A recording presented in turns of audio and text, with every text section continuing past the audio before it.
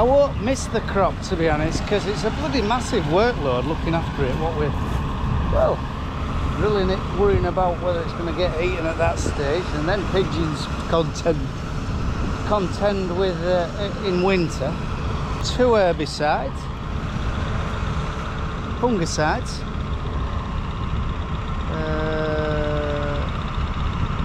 all sorts going on with it, innit? You just seem to be always spraying it. So, and like, yeah, like I keep saying to people, if it was £800 a ton, you'd maybe have a gamble at growing it. But I've just sold this.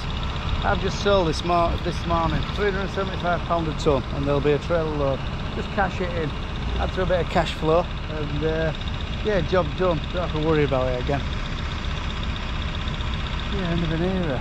If they bring the dressing back, I'll maybe have another go, but Spring Oats was really doing as proud this time. In fact, I'm very excited about combining because they look monstrously heavy, grain wise and straw wise. So, alright, little dog.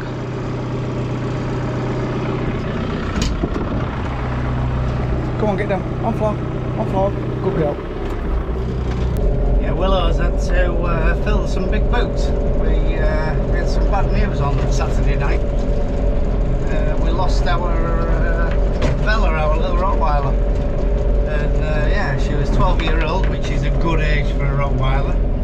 And yeah, Saturday night we were I was having a cup of tea, dipping biscuits, and Bella was sharing biscuits with me, and then she went and sat on her bed. 10 minutes later,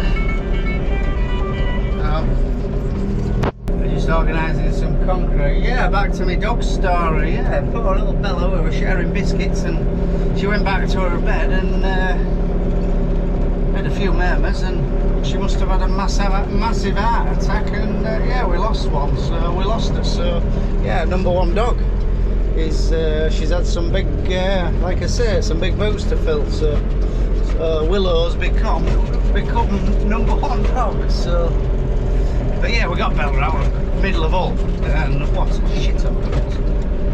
And she was 6 months old, through a rescue centre, but they couldn't house her, so we got her.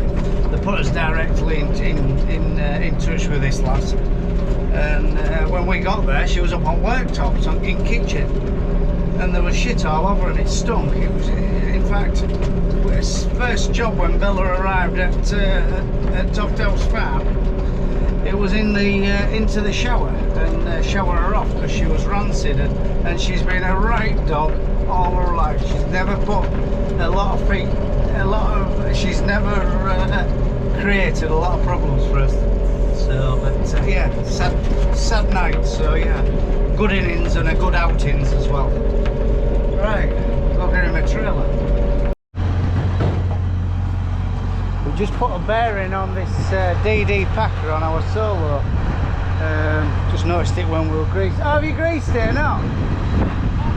Yeah, and we've noticed our bloody DD rings are getting very thin. In fact, very thin. More the outside one than any, but so another job on the winter job list. But yeah, new bearing, full service. He's off working some land up. Phil's combining the bit of rake we've got. So going very well actually, a lot heavier than we thought, but we ain't got a big acreage. Right, go get him a trailer.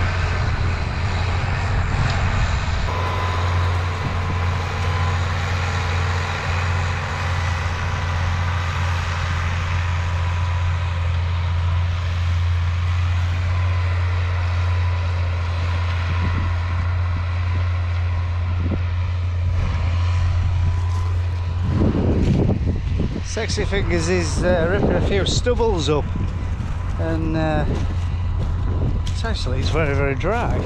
What plan is we're going to roll them next job and just get a bit more compact and just leave this over winter. I mean, we've we've just scuffed the top and bust the pan with the legs and pressed it down. We'll roll it, and this is destined for spring barley, because the grassweed burden is just too much to sort of risk another winter barley.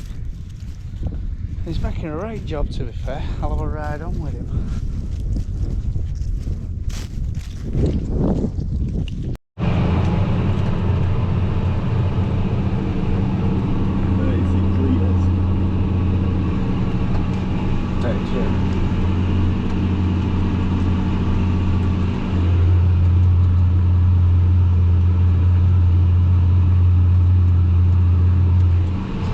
Riding shotgun with sexy fingers, and we've just transhipped the, how do you pronounce it? Svivacam auto steering to this for a few days. Well, it's doing a lot of stubble work. He's making a right job, to be fair. Not too deep, we haven't gone too savage with front and back discs. We're just doing enough movement, and the discs and the legs are at full depth.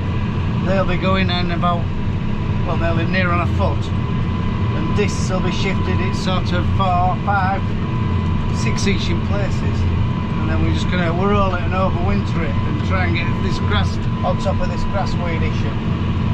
And to be fair, our spring barley is looking a lot more promising than some of our winter barley. So, and spring oats, bloody hell, Get ready, doesn't it? oh yeah, don't want to storm on our spring barley, because it's starting to sort of neck over and fold over, as though if you got a good thunderstorm, it could be a lot it could be flat to floor. Our spring wheat next door, I don't know. Spring wheat, I think that's spring wheat and oilseed rapes had it on this map. A bit more grass, a few more oats, and maybe a field or two more maize, and maybe have a bit of an easier life.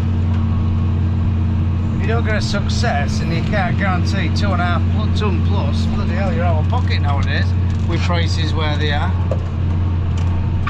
Oh, that's what we're on for that. Yeah, well, spring oats, Christ, they're stood like bloody to there, and the grain is just like real bold. I know they aren't ready yet, and they will dry out, and obviously, but I reckon we'll have good bushel weight and loads of them. But we're concreting a shed on Friday for them.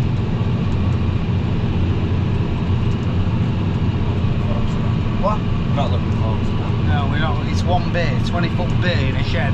There's no to tamper, so we're going off marks on walls. And I don't know, it might be a bloody nightmare.